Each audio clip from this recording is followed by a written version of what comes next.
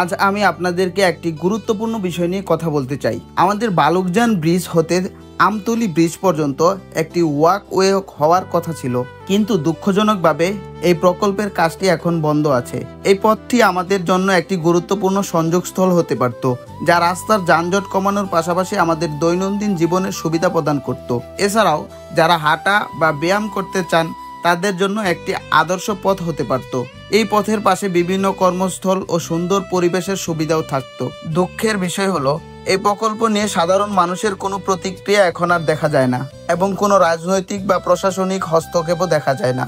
এই ভিডিওর মাধ্যমে আমরা সকলের উদ্দেশ্যে একটি বার্তা পৌঁছাতে চাই, আমাদের এই প্রজেক্টটি পুনরায় শুরু করা হোক, কারণ এটি আমাদের সকলের জন্য একটি মূল্যবান সংযোগ। আসুন আমরা সবাই মিলে এই প্রকল্পের গুরুত্ব উপলব্ধি করি এবং পুনরায় শুরু করতে সাহায্য করি।